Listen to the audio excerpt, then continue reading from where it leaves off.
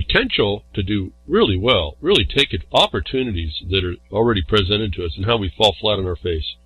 And in other words, as an instruction to us that we can do a whole lot better. And I don't say that as some hyperbola, some opinion that's untested. I see this as looking through what I do and what I do with my colleagues. And we have lots of opportunities that we just don't take advantage of, that make this, part of this, I can't say it's fun, but it sure makes it a lot better to go through the gentle part and take advantage of things that start to work. And you're doing it where people don't even have a clue. They don't even understand. They're standing there flat-footed. You're the only one that comes with the right answer, and I mean truly the right answer, based on black and white, objective basis, something that is objective that everybody can agree with, and then you push forward. It takes a little bit to set up, but then you push forward. Your opportunity is made by what you've done. So I speak on this broadcast to people who want to get something done. I'm sure lots of people listen because it's interesting, but we're in a really bad way, folks, and I've been telling you about that really bad way. But inside that bad way, I'm still saying we move despite it, and as we continue to educate ourselves as a society better than what we are right now, and more functional than we are right now, until that day in the future, then we decide then what we can do against this the bigger problem. Again, that's made it right to the courts, and they came back with the big cricket. And so it's going to be with us. But I ran across two things I was interested in to see. Again, we get all this government license, and all it is permission. It's a license, a limited liability license by the government, and inside that the rats will play. And so some of you might be interested in this, some of them may not. My view on this is that we see within the system, in this case it's going to be the medical hardware and doctors and operations inside this license they give to help you. They say it's some really serious skullduggery, and it takes people stepping up to find it. And I guess that's my view on this point here. Not only to let you know something about if you're all having back injuries or all this and that, and operations. This is what we have to contend with on top of everything else. Men, in other words, some guys came forward and did some research and find out a very serious problem, a scam inside your medical profession. And I bring this up to say these scams are really everywhere. And this is where that whistleblower thing comes in. When you see the government beating down on the whistleblowers, you know they're part of the scam. They want it to go on. But anyway, going on to this, men expose billion-dollar back surgery scam involving doctor kickbacks and fake hardware. And this is a much bigger story when you get into the insurance side and everything else. And again, the Bar Association's involved in all this eventually. On this story, it's not going to be talked about, that bigger story. But on this point, two guys got involved. Two guys made it important to wrong or right that they decided they saw, and they wanted to go after it. So this is my reason why I'm even talking about it. Otherwise, you all deserve to be scammed because you're not educating yourself, I suppose. And I don't really believe that, but because we're getting scammed in ways that we were never we were inculcated out of even recognizing certain things.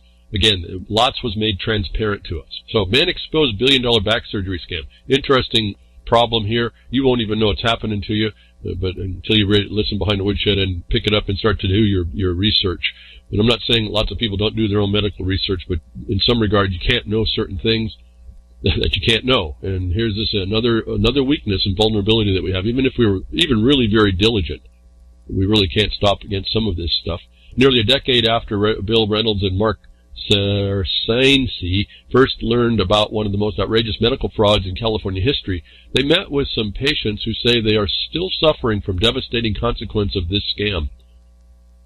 After surgery, it was nothing but pain-filled days, said patient Derek Moses. I couldn't sit, I couldn't walk, I couldn't be a parent. Another patient says, I didn't want to live anymore. And they inquire about that. So serious is these operations, and we also find out that the entire medical surgery was unnecessary, as another patient will say. So here they are, you're sold into, by your medical professional, sold into operations that aren't necessary, and then even worse yet, when they get into doing an unnecessary spinal operation, then they actually use what they found counterfeit hardware that they're putting in. They're not even up to standard. And how are you? And I looked at that. How are you even supposed to know about that one? I mean, how are you guys supposed to know you're out? You're out. How are you supposed to know what hardware they're putting in? But apparently there's a whole business around making fake hardware. And I guess I can understand why. There's lots of profit in all this stuff. And part of that's because it's unlimited liability as well, as I see. They can just do what they want until they get caught, right? So unnecessary medical emergencies that they use counterfeit stuff in. Now, I want you to think about this as you have any kind of operation. How do you know you're getting the stuff that you're supposed to get, even if it's not an unnecessary one? Ultimately, they would learn the hospitals were not only overbilling for the spinal hardware, but in many instances, the dangerous counterfeit hardware was implanted into the backs of innocent people. I'm looking at invoices that ranged anywhere from $350,000 to $475,000, Reynolds said, who is a medical fraud investigator. And as simple as screws. They couldn't even buy a normal, regular, certified screw to put in your body. That these are counterfeit, and the problem with that is that they're not up to standard, whether they're metal grade or the threads are not cut correctly, and they cause harm, and they can break off in your body and everything else. So again, we can lull ourselves into believing that the FDA is really looking over the real implementation of this, and we can hand it over to somebody else, our health. We can continue to not question deeply enough, and then think about this one. How do you protect against the problem of counterfeit hardware? I mean, this is almost coming down. I want a video, and I want you to show me that in the video that you're putting that in there, and I don't want the lens, the camera to shut down until you get that thing in my body. And I want to see the evidence. This is where this is all coming down. It's not just having stuff for the cops, folks. This is it seems everywhere is on the take for some kind of a taking advantage of everybody in any place. It's really getting kind of weird. It's totally outside of my concepting, so that I see this stuff, it just kind of blows me away. And before I forget, which I did, I now realize I've seen it twice, and I forgot to say, over at YouTube at Sound Minds, if you don't want to jump into the chat over at Real Liberty Media, Sound Minds has a chat going on as well, as they syndicate this broadcast, I understand, more regularly now, if not regularly, over there at the YouTube. So there's more people picking the broadcast up to send it, to give it to y'all. And if I can say, your communities, your people that you're together with. Again, send it out. Appreciate what they're doing over there, and to get the message to send out. And sorry I can't get to you because of the chat. I don't do the chat even at Real Liberty Media. It's too distracting. So excuse me for not doing that. But I try to focus on what I'm talking about and keep it integrated, so it's moving together in things that you need to hear. And not me misinterpreting what you're saying in the chats, because it became too. I wasn't capable of doing that early on. Anyway, thank you at Sound Minds over at YouTube. They've run 2 weeks straight now on that I understand, maybe 3. I don't know on simulcast live. So they're picking up the feed over at RLM. So anybody can also do that to talk to your group of people.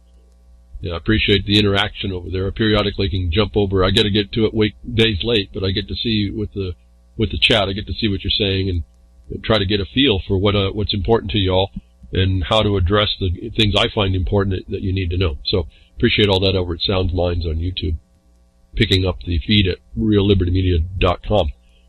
So here we have under license, you have all this going on, the scams and everything cover, and you see the doctors are involved. You see the hospitals are involved. You see that there's parties outside wherever they're getting this.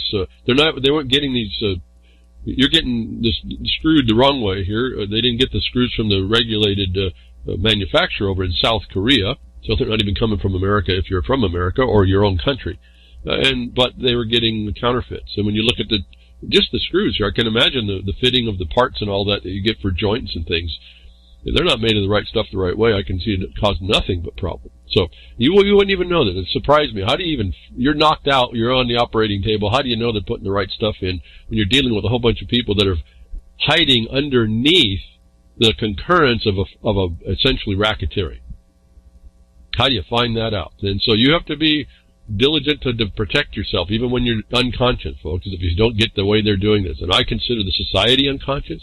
I consider it that way when I come on and show you, explain to you when I do the first 15 or so seconds of crickets. Our society is unconscious, and we're being done just like this. I don't see any difference on how this works. Pharmacy warns FDA, and here's on the other side. The pharmacy warns the FDA cancer-causing chemical found in widely used heart pill. So those of you on heart pills, those of you going to be picking up pharma, the FDA is allowing these manufacturers to exceed or make standards that other people know are really no good for us. These chemicals that are involved, the manufacturer comes out after this and says, "Oh, we don't put that chemical in, so this must be coming from a supplier of the chemical to us." And what this is a pharmacy warned Food and Drug Administration that it found a chemical believed to cause cancer in a widely used blood pressure medication, according to the filing at the federal agency. Valisure, an online pharmacy company licensed in 37 states, told the FDA last week that high levels of dimethylformamide were found in Valsartan, a drug produced by a Swiss drug maker Novartis. And those are also the ones that do your injections for vaccines, if I got that correct, and other pharmaceutical companies as well. The drug is used to treat hypertension in adults. The World Health Organization classifies dimethylformamide, I guess I could say, or DMF, as a probable human carcinogen. Not just possible, this is a probable one. At any rate, so the Valisure comes in and says they want to have the FDA now reduce these formulations with this DMF to 1,000 nanograms. And what the FDA allows is 8.8 million nanograms. And so this is the FDA is supposed to look out for your safety. You know, they're extending, if they made that 8.8 million, they know that it was in the product before. So I don't know what Novartis is talking about, not knowing it's there. And so we see, again, inside the system is not really looking out for us. We really have to look out for ourselves. And so, like the last one, took two guys looking at this to expose the fraud and work hard to get all the proof and then start to move forward to let people know. And I don't know where else that goes. If it ever ties into government funding, you can go that way and go for fraud, waste, and abuse. But that's up to y'all to find out as you go and do that, as you find that wrong to make right. Those of you who have operations that don't feel right because of certain things going on, and don't make this up in your head. You really got to be honest about it. You've been in operations and things aren't quite right, and it didn't quite go the way you are. You're going to have to figure out how to address that and make that wrong the right you need to fix, because other people are getting harmed. Again, two people stepped up in order to do the last one. One company steps up to say, "Hey, we got a problem here," and the FDA says they'll look into it. The manufacturer says we don't do that, but then it concedes that they may use a supplier's product, or is that supplier's product coming from the same people that make the screws for your spinal hardware? And that could be anything, folks. I mean, they use those screws in all kinds of places. That wasn't even the joints or the sockets or anything like that. Anyway, all nonsense going on, and we really have to pay attention. That's just for you all to be, when you get broken and there's this medical technology to help fix you, the good parts of that, we can't even rely on all that. And at some point we're going to have that, hopefully, that perfect storm, and it'll become a societal reality that we have to fix some things and change it. And I don't know, a lot of times I realize that people respond with force in mind, but I don't know that's the way we need to do it. But anyway, I can't stop. I may not even be here when this thing happens, if it ever happens, that we finally have had enough. Enough is enough. And we finally actually do start to do with our problems, what we see, instead of talking about it. It takes people to step up. A company and two men that stepped up to stop two problems in this pharma, I don't know what to call it. It's just a big and organized criminal syndicate that your government agencies help. And part of that is also part of you, because you're not stepping in and making those things important. And I suppose you don't do that a lot of times because if you don't have, like for myself, I don't have a problem. I don't need to take any medicine. In fact, I would probably go to herbs first to try and do this. And there are conditions when all that may not work. The Western medicine has certain things that you just can't get a handle on. But again, it's our lifestyle before that usually gets us into those conditions anyway. So we have a lot more to step back in ourselves and take care of. But for myself, I don't have this problem. I wouldn't be searching it out. But those of you that are getting medication, you need to search out this stuff. See, are they putting things in your medication? Maybe that's what's causing your side effects. And this cancer thing won't be around. It'll be around maybe for you for 15 years. So you're walking yourself into an increasing cost as you move on. if you're able to continue. I mean, this is the other thing. Again, this is all set up to parasitically extract from your life. So your life was a production, and they're taking commerce and extracting from your life, and they're doing it parasitically. They do it under a color of authority, and I've explained over and over. Those of you who want to hear it, not just hear it, but actually listen and then go to learn go look for it and then start to learn how to apply it. These are all felonies against us. And if I could say it's a shock to me, which is not, it's been happening so long I've been able to pick this out. When you find that's written into the law that they get to do that, that's where I hope at some point, for instance, go to Title 50 and read for the exceptions of what the government gets to do to you and their agents. And maybe you'll start to realize what I said. We've really got to finally come quickly to the point when enough is enough. All this stuff. And because it's so comprehensive, it's going to take all of us. You're not going to be able to do much of this on our own in a comprehensive way at all. And now I got a double. Okay, so standardized. There's a bunch of people out there to try and help you think, and the government's there for the technology that we have. And moving on to another story here about a potential problem, but it actually extends to something I told you way back, resulting in talking about Fukuzilla. When it was all over, people did lots of money on you on frauds and scams about Fukuzilla going to attack the western United States and with all the radiation in the oceans and the plume and all this nonsense. And I did a quick analysis of all this, and I told you what I found, and it's been holding out all these years. It's been holding out. Well, here's another example of what technology, Western technology, does, which more pervasive than you might think. And only when these stories pop out do we get to see that, so we can inform ourselves that maybe instead of looking over it for Fukuzilla to come across from Japan to attack the western United States, we need to look a lot closer, and we need to look a lot closer everywhere other than Japan for these threats. An extraordinarily severe emergency. The radioactive leak at Harborview. This is coming out of Seattle, I suppose. I can't remember now. I think so. Harborview campus. Sounds like up in there. Well, they got a cesium-137 leak. Won't even read the story. At one point, you're seeing people are moving to stop this leak. There was a problem. They were going to get rid of a radiation device that was to kill pathogens in this research facility, and somebody made a mistake. It was supposed to be a routine extraction of the cesium vial, and something went wrong. They locked this place down. Point was, I saw that this is cesium-137. You've been told that it only exists in nuclear reactors, and I told you, no, it's in about everywhere that they're going to be using any kind of nuclear technology, and you're going to find it in hospitals and medical centers, and you're going to find it in industry and every kind of things, and they use it also for sensors. And here we have the evidence that although we see that they're cleaning a lot of this up, and they're not going to let one little square inch go, even though you notice inside the people that were the experts failed miserably on lots of levels. That I wanted to point out to you again, here was an exposure of cesium-137 that was not related to some nuclear disaster in Fukushima. It's all around us, folks. This stuff gets out, and to me, I looked at this, and I don't see this. When you read the story, it doesn't seem to be much different than the Clean Water Act. And these people, underneath these licenses, may not want to call, because of the cost of these things, they may not want to call on an off gas. They may not want to call on a problem on an example. We see those examples in the Clean Water Act, where some agency, some jurisdiction may not want to report that there was some kind of a spill. And they said all they do there is they just give extra penalties for when you didn't tell them, and they pat you on the back when you did tell them.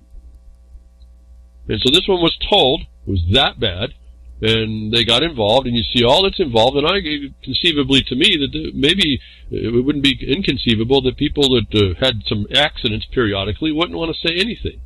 They do what they would do because that they thought was good enough, and here we have an exposure.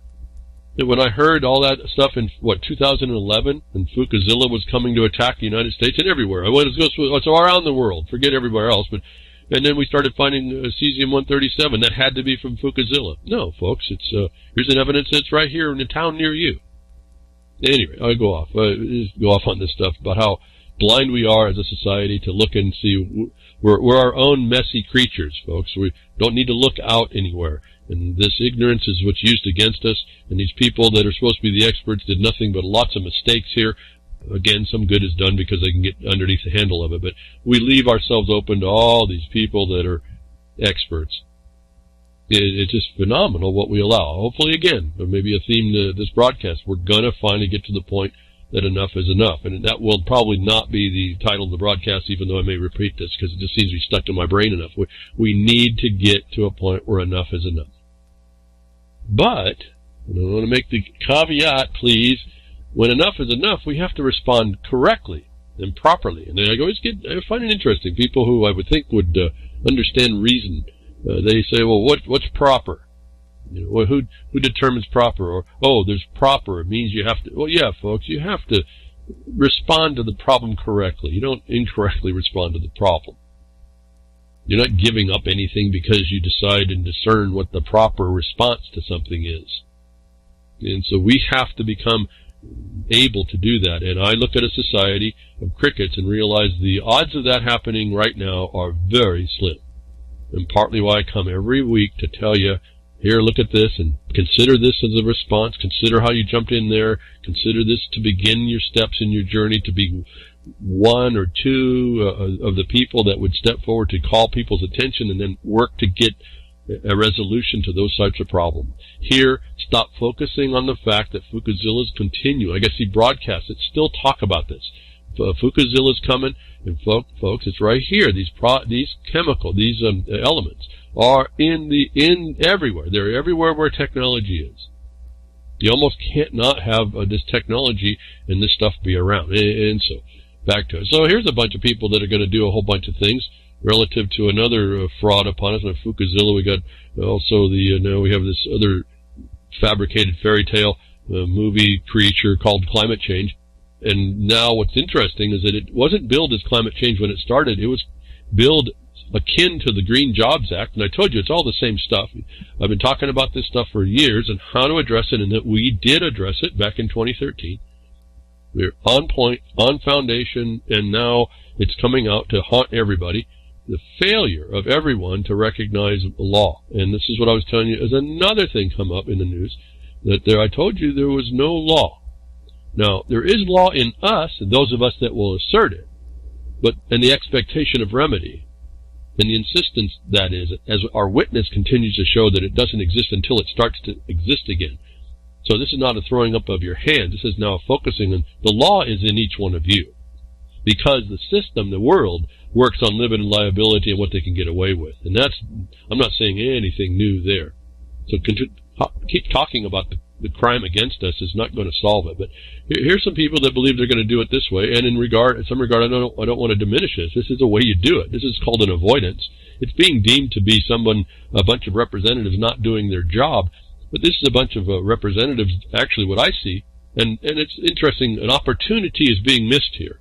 A lot of the wrong things are already being done. It's really kind of the thing that sticks in my mind. And I've been talking to my colleagues because we're kind of in the thick of this as well because of our lawsuit and our notices that we have to file. We just filed 2 more.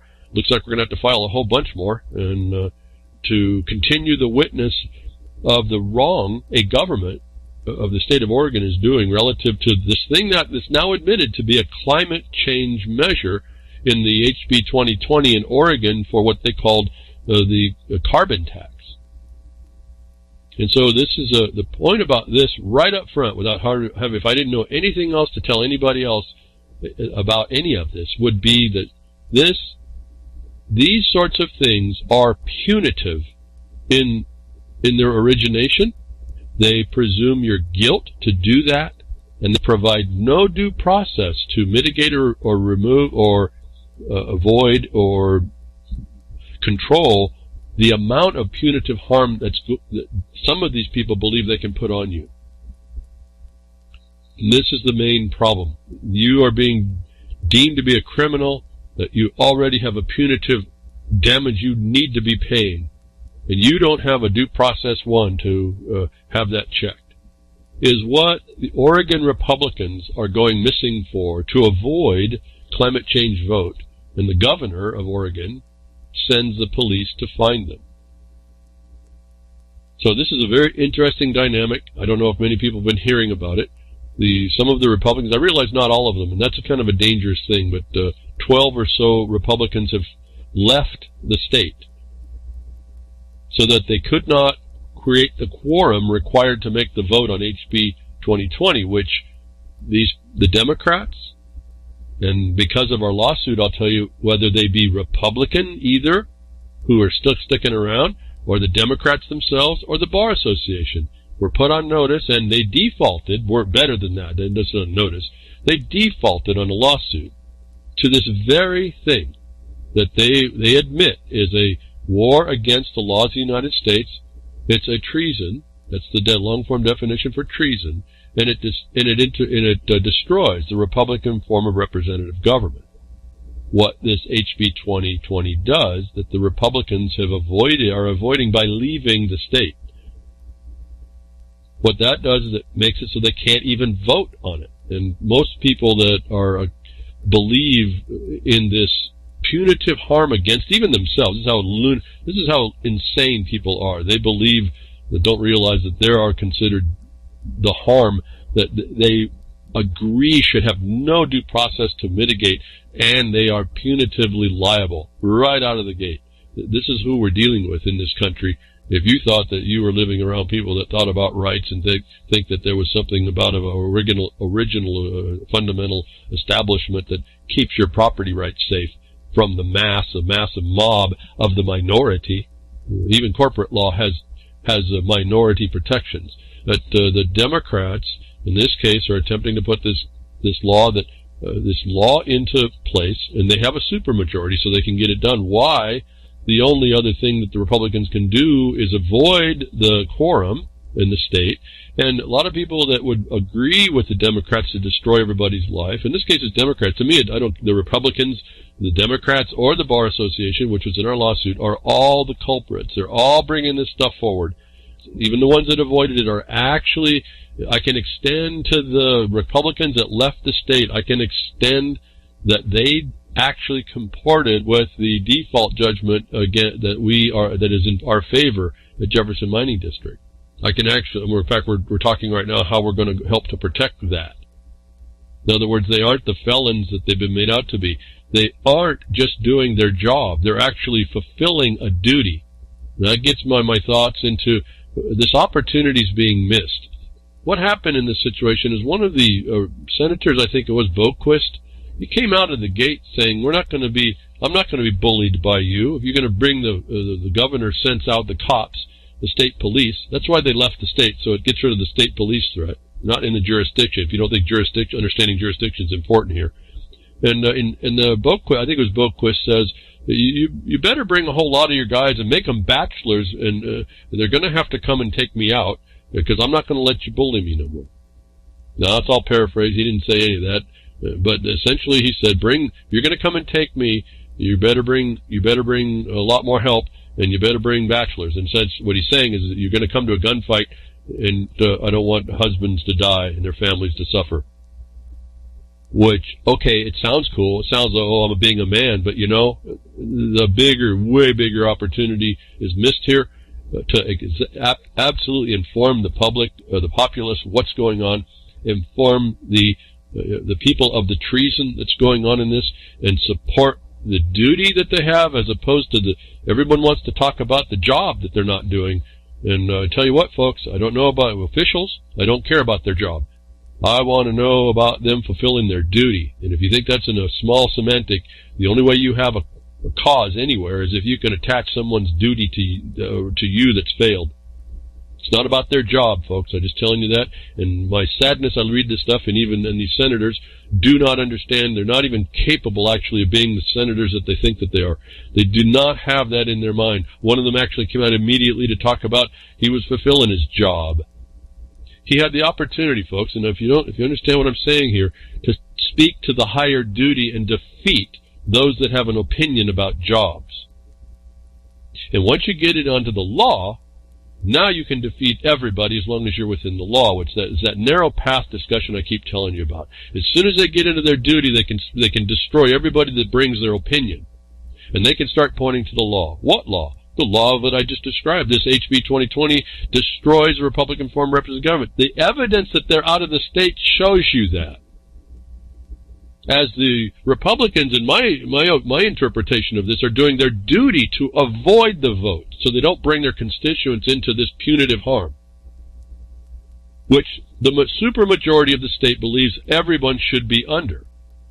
What they're doing, though, is they're claiming that this is not the people that want to impose the punitive harms against you, the criminal, the treason, the people that are committing treason. They will argue that the arguments seem to come out things like fossil fuels, things like looking at the future generations being harmed by that. They're speaking of the things of climate change. They're not talking to the point that all that's irrelevant. They bring up the exposure that wants to play on your emotions, and the fact is the law is a treason. And I'm looking at this, why aren't we hearing that out of these Republican senators that are avoiding this quorum? Why didn't they come out with a very strong statement relative to that? So that they present their point instead of hitting and missing here and there with different senators making statements, and actually accepting into the fact that as a senator they only have a job to do. One of the Berkshire, he comes out and says, "Well, I'm doing my job." Well, no, you need to understand there's no job here for these people right here, right now. It's a duty.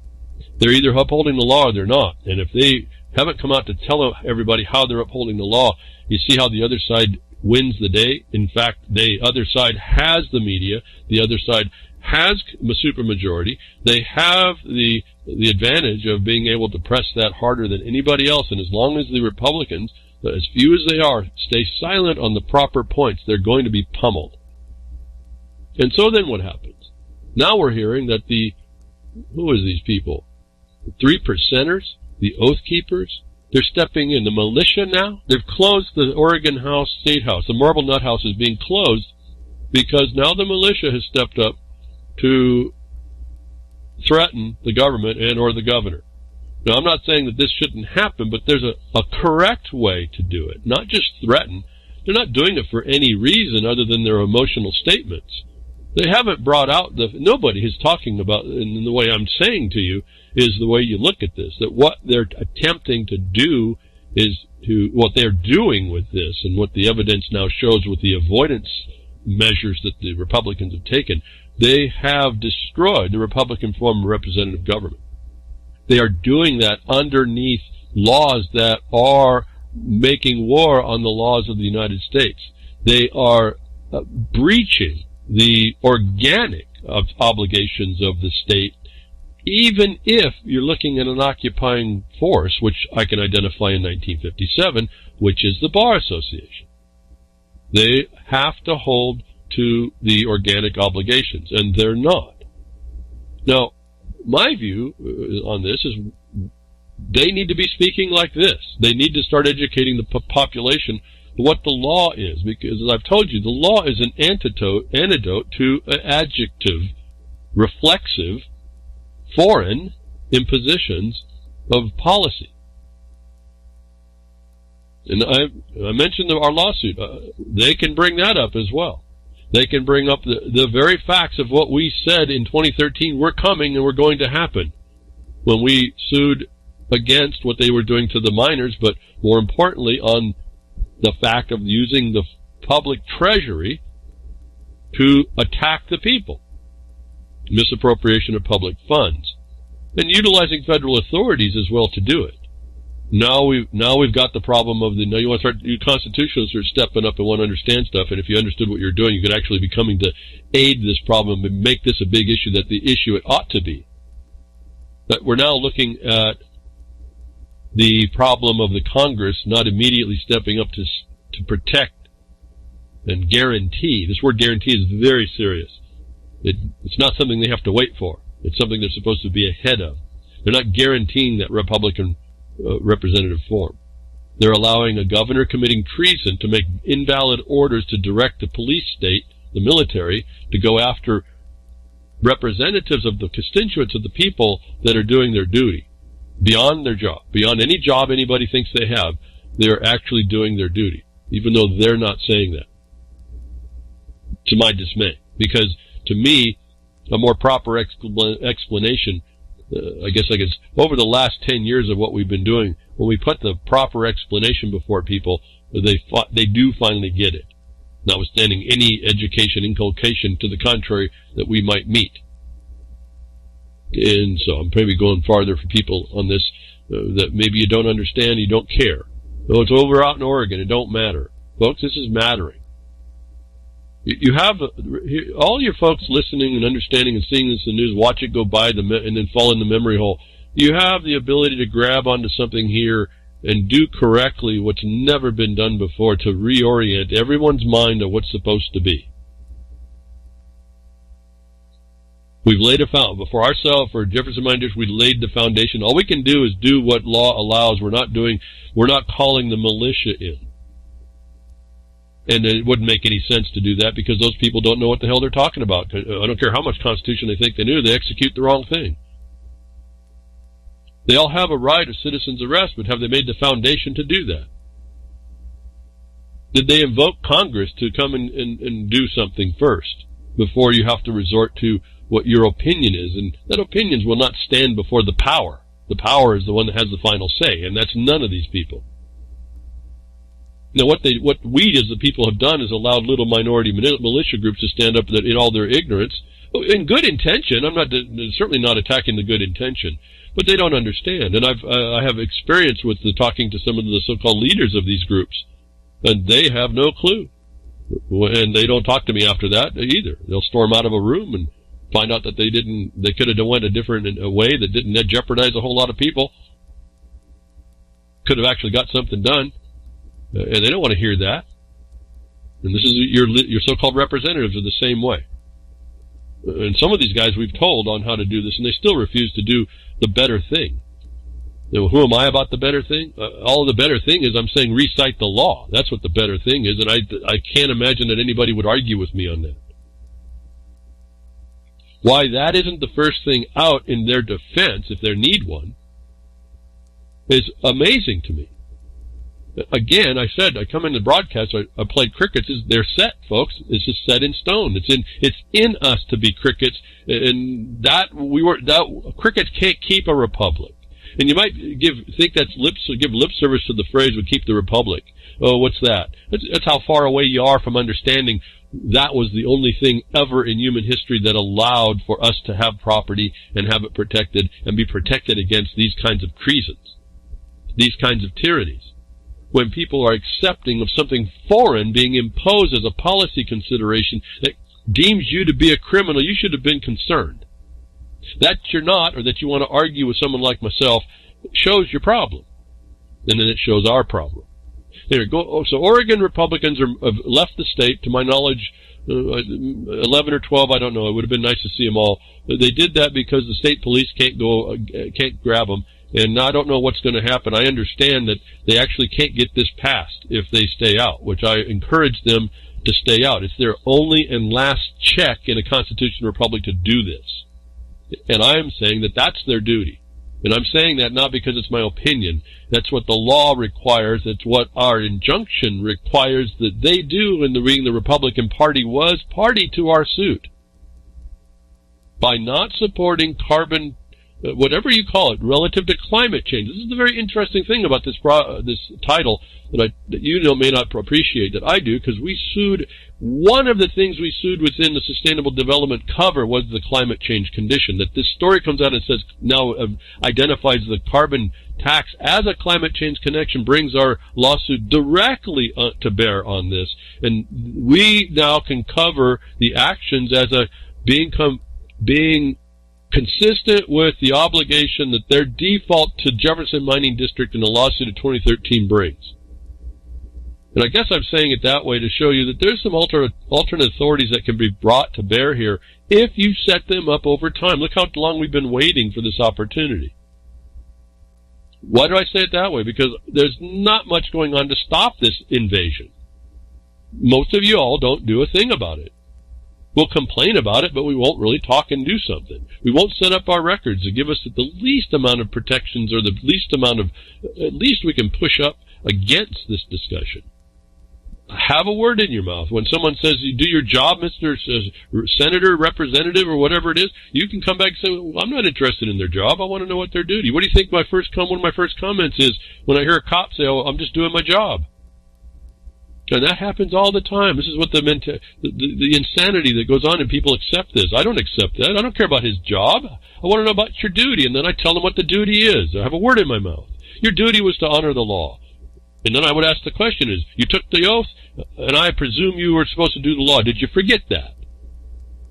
Now, what did I tell you about controlling the narrative? You don't let them put the narrative on. You control it by saying what the law is, and you don't say anything superfluous. You took an oath to uphold the law. Here's the law. Why aren't you upholding it? It's a much better thing to say. I took an oath as a senator to uphold the law. This is the law. This is the attack against the law. And the only thing left to us in a supermajority, because we've lost the protections of the minority and the majority vote of our property laws, has been denounced by this treasonous invasion, that we've had to take the lawful action to avoid the encounter. Not evade the encounter, we're avoiding the encounter. And go back to the title. As I told you, you can look right at the title and see everything that's right there. They properly said the word avoid, didn't they? This is even from mainstream media. Avoid climate change vote.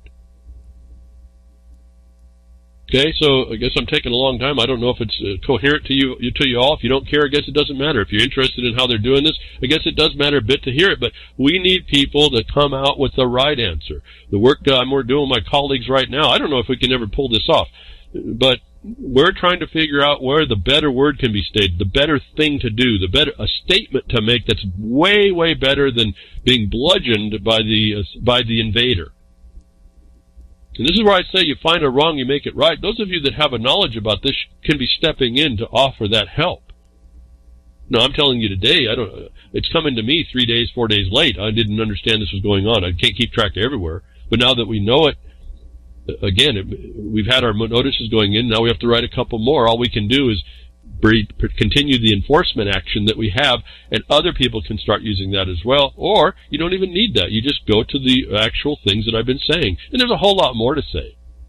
But if no one's going to step up against this foreign invasion through the imposition of a policy called voluntary policy, no less, called climate change or carbon tax or whatever they want to call it, green jobs, if you don't want to rise up, then you're asking for the problem. And I see these senators doing what they're doing without the proper word in their mouth. They're asking to come back and be bludgeoned. And to me, I don't understand why anybody would do that. Why wouldn't you want to do this in the most powerful way? You're watching pretty interesting stuff going on where part of a legislature has to leave the state. You know, as long as they have the right to continue to do that, I don't see a problem. But when you have someone that's going to go send out a military, the state police, remember, these are the people that killed Finicum, are going to go after these people for doing what's their duty to avoid this crime and treason against the people. I wish they would even just say that. Then you see the failure of government, and then you see why governments are failing, and that's you, actually. We're not rallying up to point out that they're all wrong, and this is the way it's supposed to be. No, you don't say you have a job, Senator Birdtrigger. You say you have a duty and it's being fulfilled such and so. No, Mr. Senator Boquist, if he's a senator.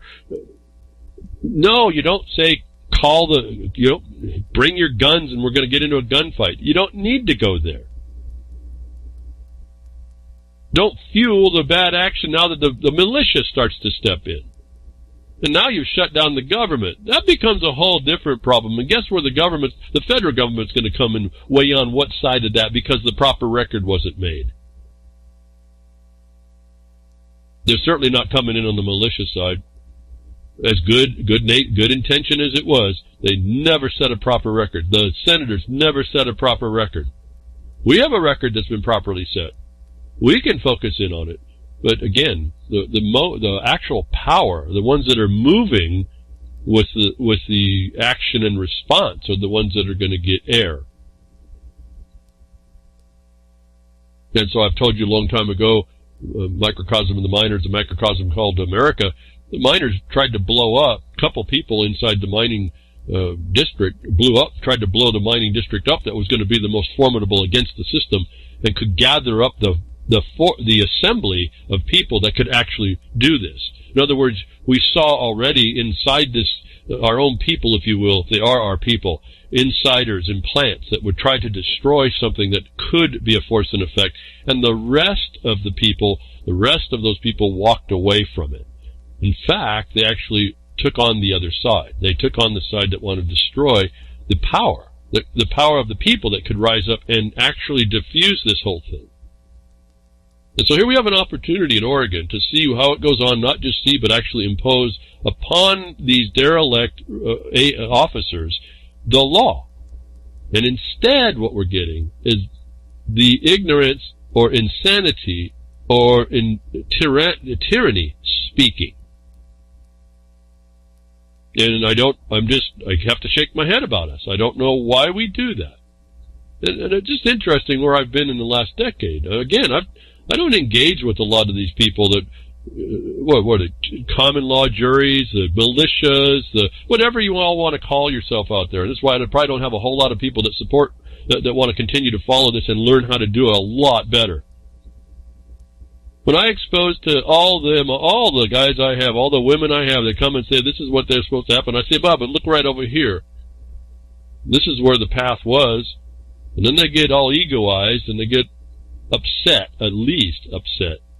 And then they start vilifying me, that they really didn't understand it, what they were up against, and that there was a better path, in fact, a more fulfilling path. Now, that 99% of the people pick the less fulfilling path is a wonder to me, folks. Then that's where I start thinking about that. I don't go too deep because I'll just stop. Why even talk to anybody? It's actually coming out in the mining thing. Again, the microcosm of the miner is the macrocosm we call America. Most likely, no one's going to listen behind the woodshed because they don't want to listen to how they do it right. The court case came down, and all the people that are against me were together to advance a case that was a complete failure, and predictably so. Why do we do that as a people? They form up a big blood clot and then think that's going to be healthy for the body. I don't get this. And when I say predictably so, it's not my opinion that I'm talking from. You can look at the black and white already there, the objective basis that we all can work from. We actually can't change, and the best is the ones we can't change. Why I went to the fiduciary duty of the state to its organic principles, not even the Bar Association can defeat in its overthrow in 1953. At least outwardly in 26 different states, but we know more because of the way they work. That even that occupying force cannot overthrow the organic foundations that cannot be overthrown. Why we don't go to those things and not make it, I told you, don't bring an issue. Don't create a gunfight, and then don't bring an issue to a gunfight. Bring the answer. Why we would choose to not do that, why anybody would come and oppose me without even discussion, without even working out our differences. It would be helpful to me because maybe I am wrong. At this point, I don't have anybody that actually can speak to find the wrong at this point, and certainly not with how we've been applying it. You can't. The quiet successes we make can't be disputed, and this is the other point that people they don't understand when they talk to me what they're walking into. We just don't talk. We actually do stuff. We don't promote it. Well, a couple of things we'll tell you about, and I told you those are the fruition. Once we come to fruition, I'll tell you about it. But everything's always in an ongoing work.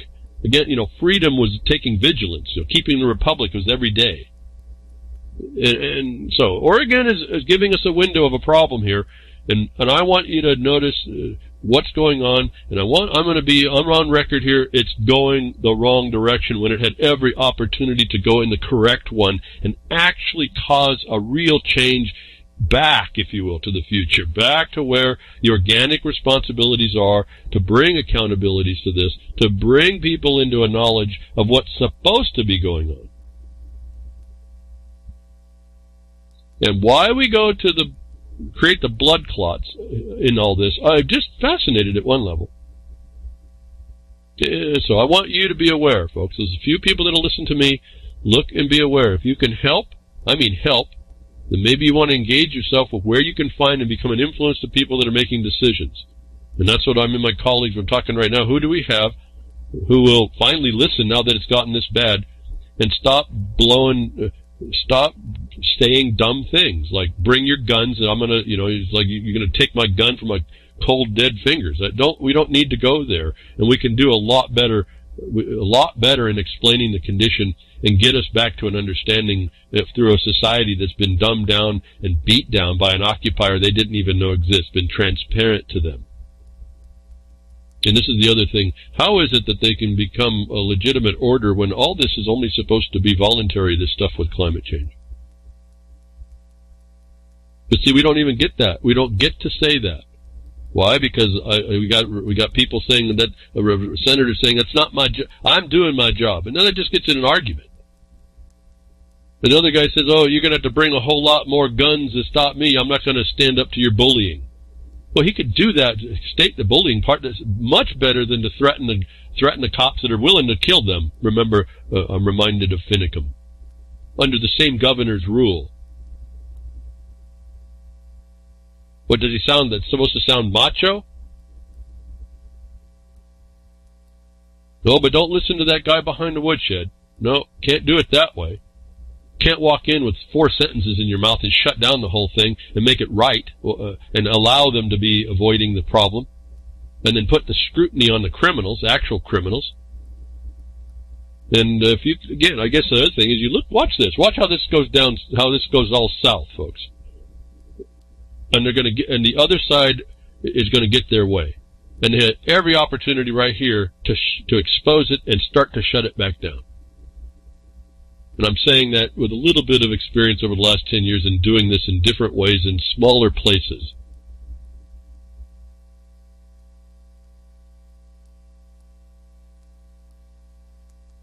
And I'm thinking here, folks, I just don't even know. I'd like to see the proper thing done once. And I just can't see why we are so fallen in our conceptualizations that all we have is we're told gnashing of teeth. It's all we have. It's apparently. No, I don't believe that, and I think that's the better view. Because if all you're doing is gnashing teeth, then what are you doing? You're just the animal creature that they said you were. And so the militias are going to now shut down the government. That's a whole new dynamic now. Instead of developing the knowledge of the guarantees that the federal government was supposed to do to stop this tyranny within the state, destroying the Republican form, opening up the point to say that this is all violative and treason against the people, and letting more people know about that and things that you can do, and then getting to our lawsuit, being able to say these people right here in 2013 already have an injunction against the state. That this governor's orders are void upon these subject matters enjoined in 2013. Why isn't that a better statement than saying, come and get me?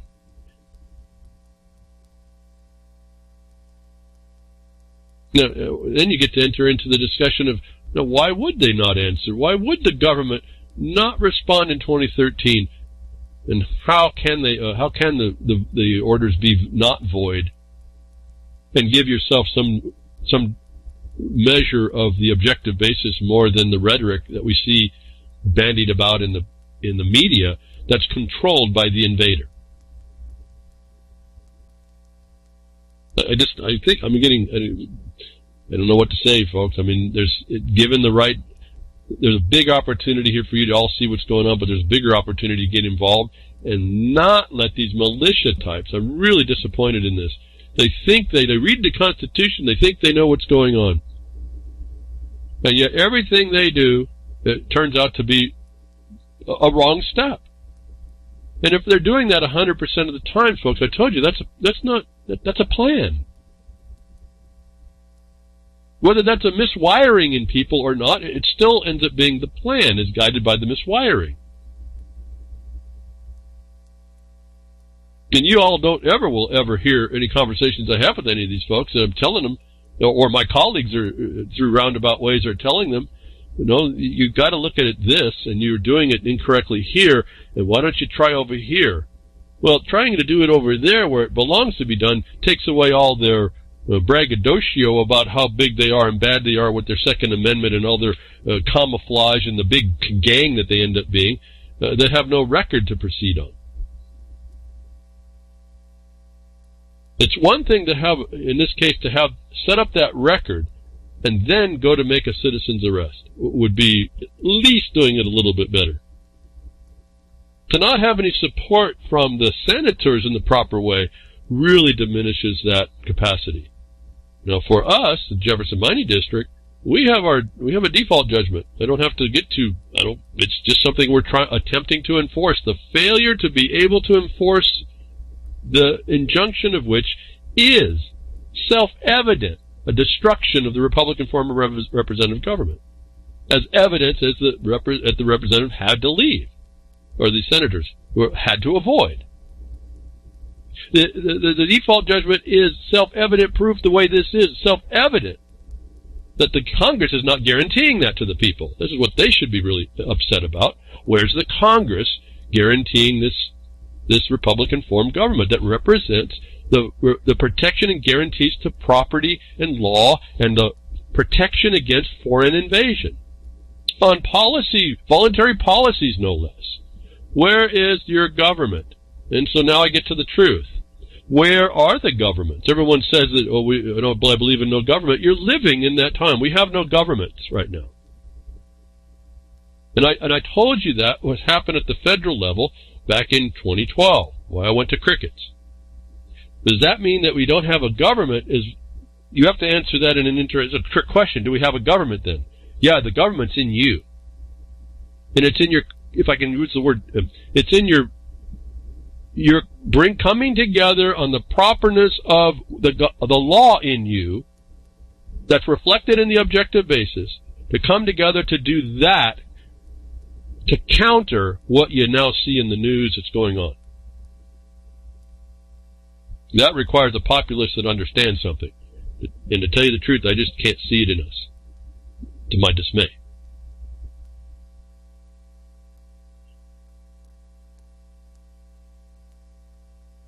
I don't know. I just think about this. I'm just sitting here thinking about what are you all do? What are you all thinking about? Is it fun to look out and see your country destroyed? I mean, I'm looking right now. I don't even know if I can get to the story far enough. Do I bring up the story right now on this destruction of your government, and you're allowing it? And the whole point of this construction was that you were needing to be vigilant to protect yourself against these people that would come in and steal all this away from you. Do I go to there now? I got so much to say. It's all sitting here. It's almost here. I've got it out of turn just by 2. I'm trying to look at how to work this thing out here within the tabs. Let me go there now. We were going to go to Mars, but I'm not going to go there now. Maybe go down there after a bit. In the Republican form of representative government, you have a guarantee. This word is very powerful, folks. A guarantee. This means that there's an anticipation. There's an anticipation to stop before it gets going an invasion that constrains and destroys the Republican form of representative government. This was an agreement that was done in organic documents. And I told you that the one that was supposed to guarantee that also agrees that everybody in the country is an enemy combatant. And now we have a serious problem that we should have been fighting a long time ago. Well, it's great that the militia's going down into Oregon and going to do what they think they're going to do. I think they could be coming with some substantial foundation to be able to be there. They can literally put that check and balance on the government in the proper way and not have it turn around on them as being the terrorists that they're going to be turned into without that. And don't forget, I already have the bad taste in my mouth of these militia types and the good do-gooder types and the people that are good-intentioned people. We'll call them Christian people. Good, meaning Christian, don't want to hurt a fly type people. Now I'll reference the Bundys by name.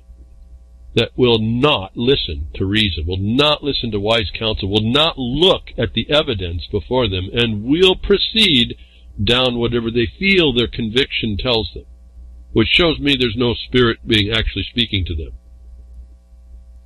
That we now have a militia stepping in to threaten, the government's now going to obviously going to take a protective stance against. That never set the right record to say they could have done it, not the ego-driven militia group that gets to stand there in their camouflage with their guns and all, or standing, barking out what they think that you're going to do. They could have did it a lot more quietly. Set up the foundation, set up records, send in letters really quickly, and then did what, folks? Write in the law. Go find the one who you can make a probable cause arrest for, right, as a citizen's arrest. Oregon has that. You can use the same militia, but there's going to be one making that arrest. You don't advertise it. It's already written inside the record that no one sees. And then you form up to make a citizen's arrest under the law. Not stand out and as a group that can be identified by the federal government as a terrorist and say we're shutting down the Oregon, we're going to do things that cause the Oregon government to shut down. And I guess I'm saying it again, I've been an advocate for looking at it to go at it better and still accomplish what you're going to do in a way that you don't get pulled in as a terrorist or the jeopardy or the enemy combatant. Why? Because they declared you all the enemy combatant, so about anything you do is under the scrutiny, and that you are also under now the added pressure that they can hold you indefinitely. And they can do so without a check and balance. And I told you here, this is what the militia's walking into. At some point my mind says this is what can be maybe pressed against the senators and why it's so important to say the right thing and make the right record and proceed correctly. It just came out this week. What I've told you, the consequence leading up in through the NDAA, where we were told about indefinite detention, even of United States citizens, and I told you through the murder memo of 2010, and I'm telling you this, I think in 2012, when it finally came all together and I could prove it to you, all the documents and evidence was there that you could read. Remember I told you that murder memo in the evidence attached to it by an attorney no less justifying this whole thing declared that there was literally no judiciary that they were going to have to follow. It said that they will use executive expedients and presume everyone in the world an enemy combatant, subject to indefinite detention without due process. And we went global because I also pointed out for you, and I read it, for those of you that were listening, you heard it, that they were not going to honor even the Lieber Code, which was international law back in 1899. I've told you all about this, folks. It was in the Hague Convention. They were throwing out international considerations. International law, I've told you also recently, is just standards and norms. Okay, it's not law. It's how nations respond to each other. And it said the United States government, the executive of the United States government, was going to disregard that. And it got its authority through Congress to do that.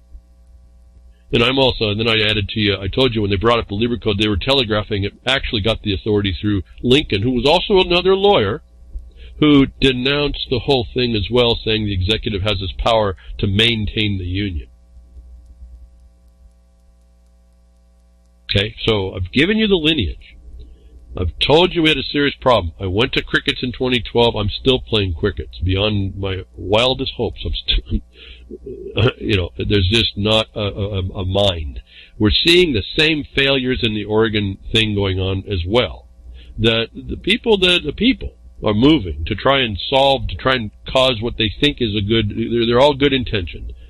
Think that they're doing the right thing, are actually walking into the trap that was set up a long time ago that was told to us in public notice in 2010 and then divulged again and more openly in 2012, where they told us they're going to executive branch expedience. They're disregarding the judiciary, and it's not relevant. And the Congress really has nothing to say for one of two reasons. One is that they've allowed it through the AUM or something, and then the NDA. They continually agree to this destruction, and so they're out of it. And I told you right there that when the executive decided there was no need for judiciary, and why would you need a judiciary? There's no due process. And that they didn't have to regard the Congress because they either agree already, don't shut it down, or we have war powers that we can use that apparently supersede the whole Constitution. I said this country ceased to exist. The country's only going to be in you as you enforce it. And I would have to say correctly because you aren't the power militarily. We get that today now. Came out of the Intercept of all places. In Guantanamo case, U.S. government says it can indefinitely detain anyone, even United States citizens. Do you think that's old news, folks? Huh? Is that old news? No. This is a recent case that confirms what I told you in 2012. That was going on against you. Again, this starts off for us recently here in the Patriot, P-A-T-I-R-O-T Act. Everyone wants to call it the Patriot Act because that's a good euphemism that keeps your mind controlled. But you don't say it that way. It's P-A-T-I-R-O-T. Those letters mean words. And that's where it started, where they started to get this. They pulled that trigger, folks, and no one understood what was going on. The government says it can indefinitely detain anyone, and even U.S. citizens. And this was through a court case. Remember, I told you the judiciary does not matter to the federal government executive branch right now. And I told you because of that, and because of the authority, the judiciary is not going to stop this. For over 17 years, Moaf al-Alwi, and you can go ahead and prejudice your own mind to listen to this and think, when I say Yemeni citizen, you go Arab in your mind, or you go in terrorist, or whatever you want. You keep prejudicing your thoughts right there if you do, and you will forever seal your fate. They just extended what they're going to do to this guy as a foreigner who they might believe is he has no charges, nonetheless. But they now extend all this prejudice on you. So keep prejudice in your mind, and you're going to you'll be susceptible to all this. And it's not going to come, you're not going to be wearing your turban when they collect you up. So understand that as well. For 17 years, Moaf al-Alwi has been held in Guantanamo Bay without charge. Without charge. There's no due process, folks. They don't need a judiciary here. They don't even need the military court. A Yemeni citizen al-Alwi is one of the Guantanamo forever prisoners. That's a quote. It's a statement. It's a status. Forever prisoners, folks, without due process. We already heard that in the first two sentences. Those whom the U.S. government has not charged with a crime but is unwilling to release. Now, I want you to just think about it. You think that's where Julian Assange is moving into? You think this is what's going on? I looked at this as a big good thing for people like Assange, coming from outside trying to be brought into a system like this without due process that can be held forever. Because they have the right to determine your status, the government, the executive branch, without oversight. Again, this is a Supreme Court case that was determined on June 10th. Supreme Court declined to hear an appeal in his case. What did I tell you back in 2012? The executive branch said the judiciary is irrelevant. Today, the judiciary says they're correct. Justice Department, the judicial branch is irrelevant to the power they're wielding. And I don't know what goes through people's mind. You should just be shaking your head on this with a big fear in your heart. Not fear-mongering. They just told you that the United States, the federal United States government, is willing to pick you up. And I'm just going to remind you, the CIA says your states are administrative divisions of that. Likely why Congress didn't step up to protect the people in Oregon for their Republican form government. Likely why the President Trump does not respond to our letters of enforcement, Jefferson Mining District, letters of enforcement. And don't think I don't talk about my name much. I'm a named party on that case, so I'm right with that, folks. I'm right there. I'm not talking opinion. This is my enforcement as well as a named party. The Assembly of Jefferson Mining District, of which I'm a part, is also a named party. we are sending enforcement letters that the federal government and the top official, the president, the only officer that is able under the Constitution, given that it still would exist, can resolve the constitutional crisis on the international level that this creates. When I tell you we're pretty well integrated on the problem of tyranny, treason, destruction of the country, how I can identify that they talk about national security but they don't actually mean it, and that's how we challenge it. It's challengeable. If they meant national security, they wouldn't be doing this to its own people. They would be answering a constitutional crisis that's in law that they had obligation and duty to fix. The president's the only one who can do this, and he refuses to even respond, to even acknowledge that he got a letter from us.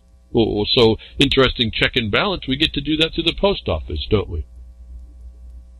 All we have to do is show that he received it. And we set the record of the dereliction to do a duty. What I tell you early on, it's not about your job. We got to connect up a duty that someone's owing. Now, if there's no Constitution, he has no duty. Well, then he is a criminal, isn't he? He's got no protection whatsoever. Go ahead and go there. I don't care how these guys go. Wherever they go, I'm going to run them down, given I have the opportunity to. Now, I'm only one guy. I can't go up against the whole of the Oregon government. I can't go up against all the state police. I can't go up against the military that would protect a derelict president. So I can only do so much, and right now that's to make a record of it.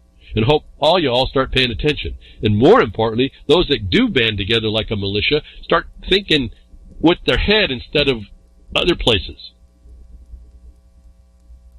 On June 10th, the Supreme Court declined to hear an appeal in the case where the government asserts it has the right to forever hold prisoners, even United States citizens, folks.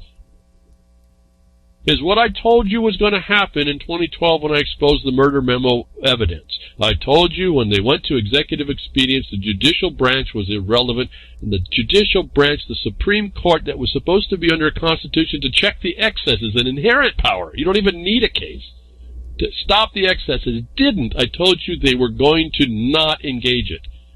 We got that proof right today. And if any of you folks think that there's a country going on here, USA, USA, USA, you're missing the boat real wide here, big time. The ship of state sunk a long time ago. And that's why your militia is going to go down the tubes. Do you think a constitutional institution is going to be able to fight anything when it doesn't have a constitution that the occupier relies on? You really have to get your head really screwed on straighter. The Supreme Court, I could read this all day. You won't get it, but I could just read this at the tail of the tape. It's everything right here. The Supreme Court declined to hear an appeal on the case, which was a challenge to that forever prisoner status to be held without charge, forever,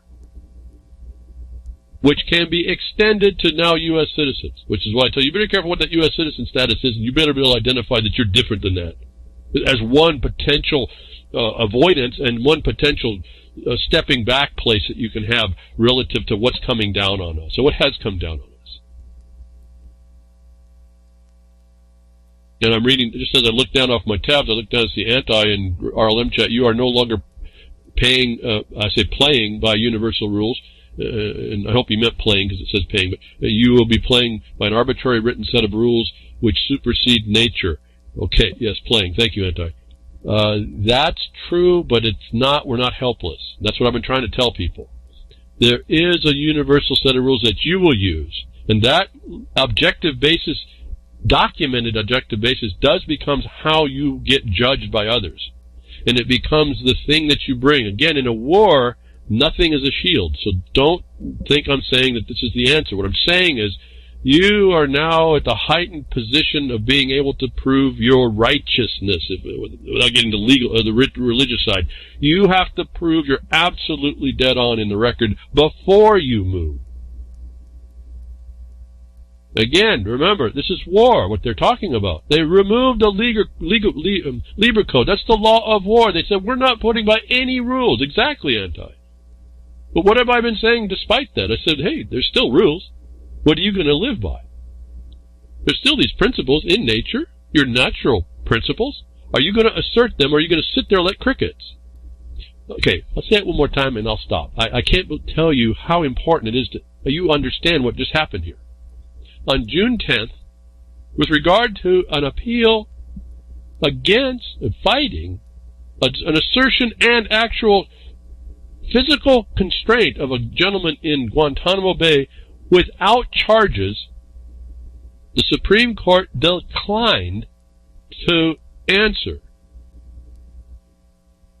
to protect him against that condition, which was predicted, justified, if you will, by a bar member in a memo, the murder memo of 2010, to the federal government that said that we can indefinitely detain anybody, anywhere, no rules, no law, no judiciary. We don't even really care about the Congress. The Supreme Court just agreed, folks. Now, Justice Breyer comes back and says, we're going to have to grapple with this prisoner, the scope of this government's power to hold them at some point. And that's what I was telling you. You're going to have to have that word in your mouth. This is playing out in front of us right now. I guess I'm a little bit concerned here. The militias, it'll be handled to keep. Part of this gets handled in a way that it doesn't want to make dragons out of crickets. It wants to keep the crickets crickets. So that it's not sometimes not able to predict that there's going to be a full-out attack or whatever condition, big boot stomping. They do keep track of the pressure cooker.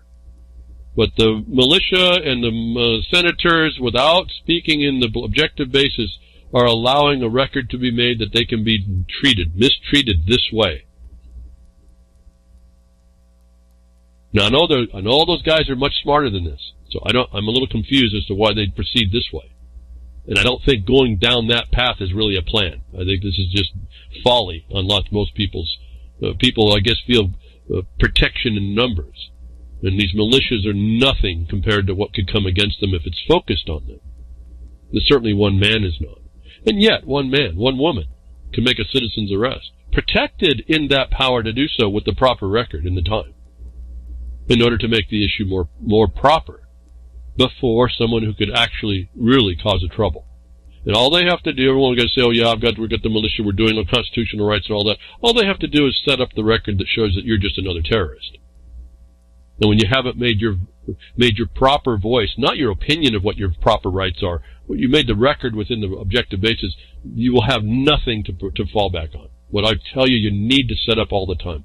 What I see these leaders in these groups will walk out of a room, storm out of a room after I've explained to them a condition they had no clue over. That they put themselves at risk in ways they didn't need to. They put others at risk because they want to be the commander. And I've been attempting all these years to tell people, don't do that. Don't step back a bit. Let's think this out. Really think this out. So Justice Breyer says we're going to have to grapple with this sometime. Well, are they really? The Supreme Court just declined to reinterpret the government's assertion that everybody in America, we the people, just gone. There is no such thing. You're an enemy combatant, period. It's whether or not they focus in on you or the group of you, is all. And they can call you what they want, indefinitely detain you. You have no judicial process to remove you underneath the setup that the government's doing. And I've been telling you how to go about attacking that as that false presumption, the assumption of national security, where it's actually a felony and a treason. And the dereliction of officers to guarantee, say, folks, it's supposed to happen before. And the dereliction also within the branches, the inherent power to check these things is on us as well. So the Supreme Court rejection of Breyer's comments briefly brought Alawi's case back to national attention. Back. See, it's been hidden. People aren't paying attention to it. Every day that I play crickets, I've been bringing attention to this problem. Maybe I should just stop. I'll just read this next paragraph and then I'll stop. You either get it, and you either see we have a serious problem that not even Trump is willing to step up and do anything about it. Forget this deep state nonsense. It's just another excuse. I've told you, one decision maker with the law is the majority. One senator with the law doesn't have to get into any banter about an issue over job. Anyone that comes bring the law of any criminal, it becomes the enforcement of the law and the way of our life that was to protect us. The lack of all that allows the crime. I don't know how many people have said this better than I will ever say. And I don't like working on. I see lots of people want to quote quotes. Big deal. Quote all your quotes. They've been telling you that you need to be acting, not quote their quote. Not buy into the quote that said if you don't do this, you're in the problem, and so now you'll just quote the quote and think that you don't have anything else to do, that all of a sudden now that you see that it's a problem and it's no good, that's good enough. What an accessory to the crime. Stop quoting. It's like the problem I have with memes. Stop quoting people and say that's the reality. That means either that you're missing it or you haven't done what you were supposed to do. I keep bringing up the one about Thomas Jefferson and said we were supposed to be a mass of educated people to be vigilant on our freedom. I just don't quote the quote. I tell you that's the standard. And then what am I doing? I'm out doing something else. I'm doing something to be that educated part of the populace that's vigilantly working to maintain a structure, maintain a life of liberty, if you will, the way you mostly understand it, freedom, the way you mostly understand it, a life that's supposed to be a limited form government. Is what I go out and do after I tell you what Thomas Jefferson said. I don't sit in some chat room and throw out these little quips to try and sound like I'm some kind of an educated seer and philosopher of all that's supposed to happen but has happened in history. No, we use these as indicators that something's wrong and we need to correct those and respond in them. Today we hear now, well, at least here today, it was done about June 10th, if you were tied into the Supreme Court opinions, the Supreme Court rejection of Breyer's comments briefly brought Al-Laway's case back to national attention. National attention. But it's of everybody in that nation. They should be paying attention to this. They're not, but they should be. Little noted, however, were the eyebrow-raising assertions that the government has made this case about its powers to indefinitely detain not just Al-Alwi, but anyone, including U.S. citizens. The quote from the filing that allowed the Supreme Court to reject an appeal. There is no bar to this nation's holding one of its own citizens as an enemy combatant. All right? Do I have to say more? On that assertion by the government, the unchallenged assertion by the government, you can be held as an enemy combatant. Did you hear in there that they had to qualify the truth of that? No. These are the things I'm telling you the silence that you're going to have to figure out for yourself. Now, in the future, we're not going to be necessarily called enemy combatants. Well, you're seeing it now in the States in the way the government just shoot people. You'll be treated as one. You will be given only so much rights as to keep the other prairie dogs from getting excited about the fact that the eagle just took one of them and is going to mistreat them. But at any time, you could be just held, and this is where I think I've seen over time, we were used to do motions for speedy trial. At some point I realized we could put those in and they were being ignored. The law and the statute would say so. This is long before the Patriot Act. The laws would say something about what constitutes a speedy trial within the decisions and the statement, the fact that there was one. And you would do a motion when that time would be exceeded, and the court would come back and it said that it would just deny it. Now I saw this long before what was going on with the Patriot Act, P-A-T-R-I-O-T Act. That the speedy trial provision was being removed. Like a lot of people were saying the habeas corpus was being removed, but I still believe it's still in some effect and may be how you counter this. One of the ways you do it. Also addressing don't leave the presumption of national security or its needs without good challenge. But they removed the speedy trial provision administratively within the cases. I noticed that over time, long years. We would put a motion to dismiss for lack of speedy trial, and the judges wouldn't care, so-called judges. They wouldn't care. And I said, uh-oh, we got a change going on, and there's no way to address it. And when some people I think did try, but they were the lower decision to not regard the statement that there's a speedy trial provision was not upheld. And so we saw a judicial breach right there. And so most of you all never saw that because you weren't engaged with that part. And I don't say you have to, but now I'm telling you it was going on. We see it looks like what's going, an extension. It was like the beginnings of how this thing was going down against us. But not my point more today, just to point out that there's ways to identify they're here and they're violating us and that there is no judiciary to stop it.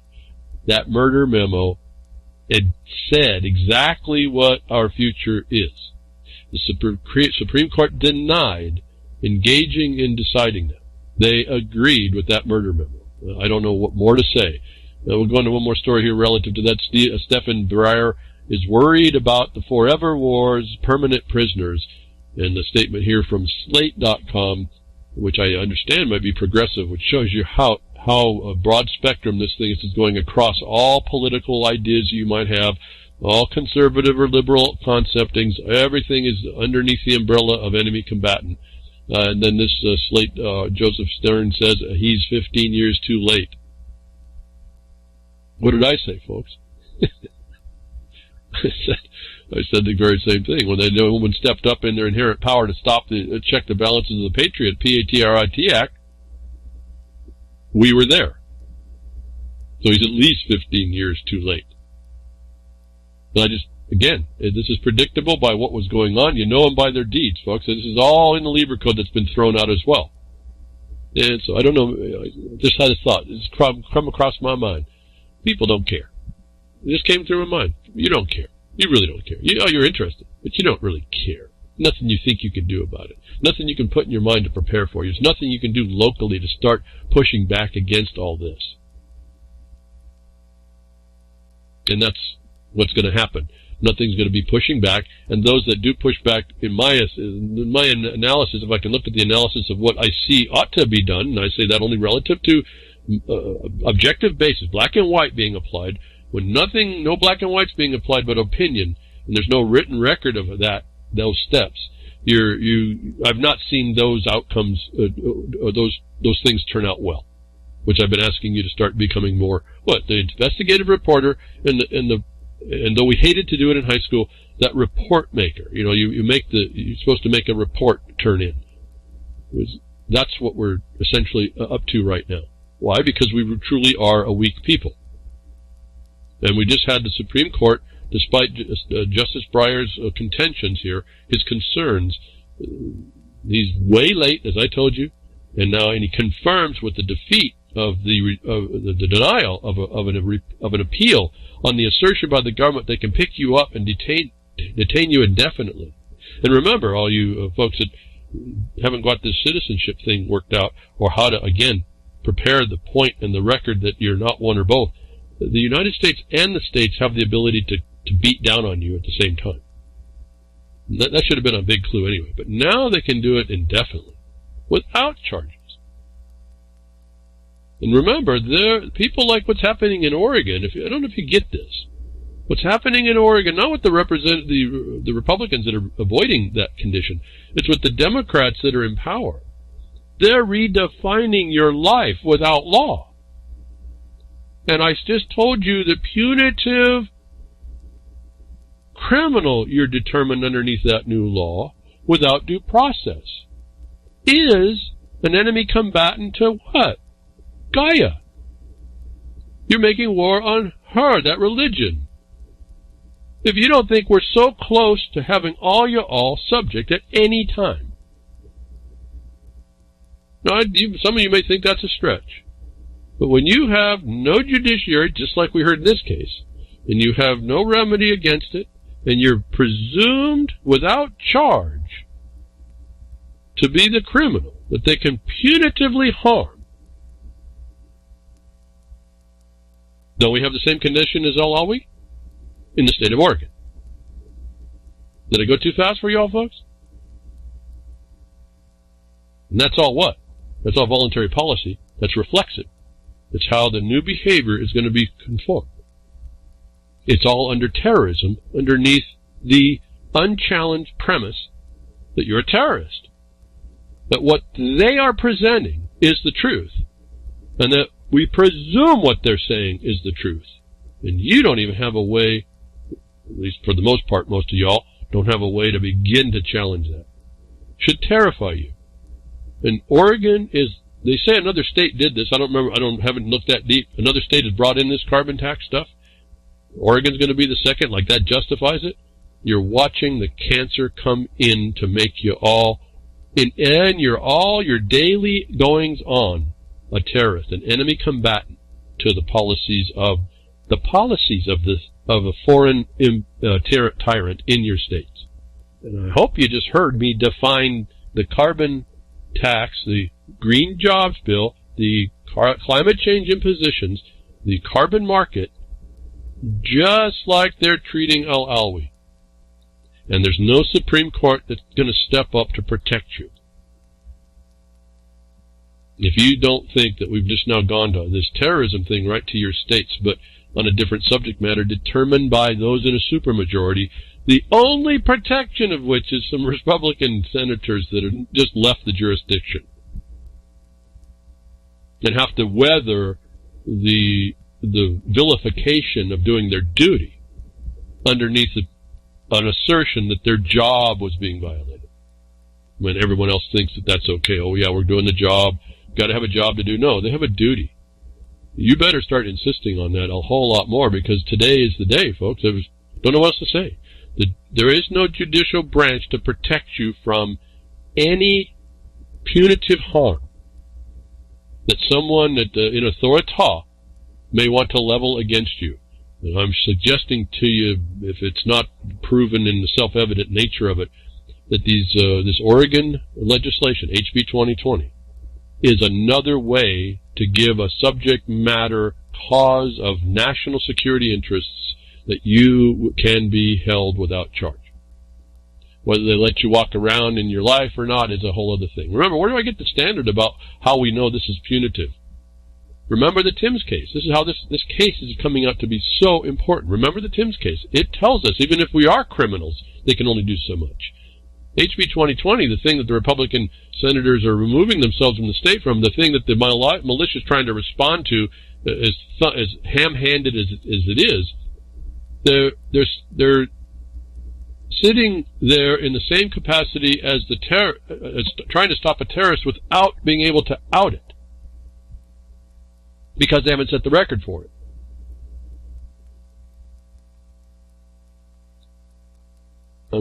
I don't know, folks. I'm almost speechless here.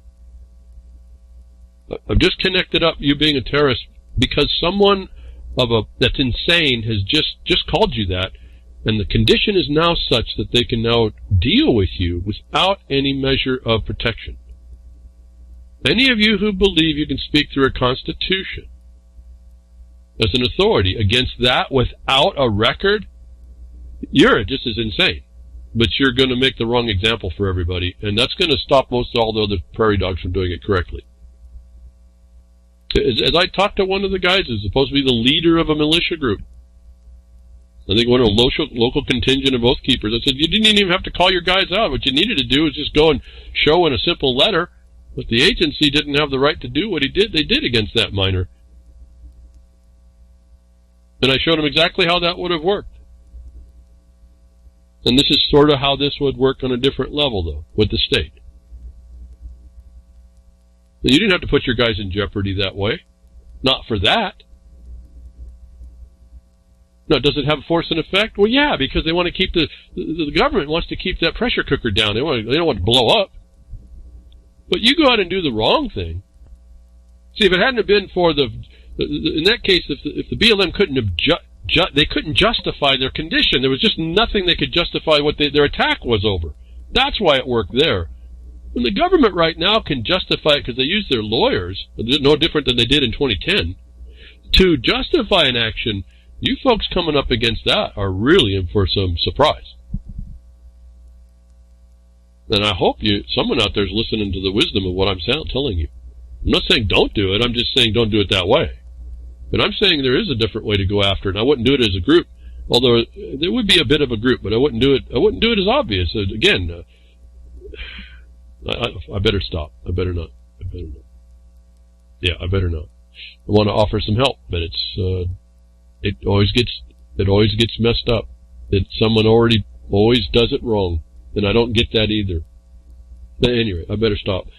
Okay, so I've just tied to you the state thing that's going over in Oregon with the same state and condition that the Supreme Court would not pick up an indefinite detention, punitive harms, life-altering caging of people without charge, without due process, under a label that's untested, is connected up to you today now as certain what I told you back in the murder memo in 2012. I told you when I went to crickets. We're still there, and now Oregon's going to invoke a different style way you can be considered a terrorist, an enemy combatant. But for what records we're making as the Jefferson Mining District, I don't know what else is going to be out there to make it. And no one, certainly the criminal's not going to stop. As I've said before, you got a bank robber. In another analogy, you got a bank robber coming out of a bank with a bag of money and a gun, and you're standing there with your banking book or credit card or whatever it is. What are you going to do to stop that criminal? What are you going to do? You're going to tell him, your word's going to tell him, you're going to develop, what are you going to do? You don't have the power, the arms to do anything to a criminal. It is bigger than you. Let me put a different little context. The bank robber and his gang are coming out of the front door, and you're by yourself. What are you going to do? Is what's going on in Oregon right now. Is going on with the United States government not being opposed by the Supreme Court to check that and bring that how this is not destructive of the whole system. That question has not been brought up. Anyway, I guess it won't be. I'll stop. I don't know what to say. My mind is like kind of going blank here. What do I talk about that's more important than the destruction of what you thought? You want to have no state, folks? You got it. You got it in spades. Now what? In one state, the cancer now is moving to another state to make you that enemy combatant on a different subject matter. And the same thing is going on. And if you don't have a record of stopping that, how are you going to go to any kind of how are you going to go to the public even? The final say, actually. The actual final say is the people. If you've got no record of the criminality laid out. I don't know how we're going to do that. And without a mentality to receive it, I don't know how we're going to do that. And you can't force that reception. You just got to hope reason comes. And like I said, this is the Slate is writing about this. I've got to tell you, if you're conservative-minded or liberal or progressive or even libertarian, I don't know where y'all are. It covers everyone. Everybody sees this, and there's just being crickets to how this worked out on them. So how do I go from that to something more important? I don't even know. Let's jump off the world here for a moment. Something that fascinated me. I'll just jump off. We were going to go travel to Mars. Oh yeah, there was another story about, I guess, cows on Mars or something, folks. They found methane. I wrote a tweet. I can't even get it up here. They found methane on Mars. They think it's going to mean life, and I find it fascinating. The rover must have broke wind, and NASA blamed it on Mars or something. Because remember, man makes greenhouse gases. The red planet has greenhouse gases, and I always find it fascinating. Here on Mars, it means life. There's life on Mars, and that same methane means death on Earth. This is very stuff we're talking about here, folks, with the climate stuff.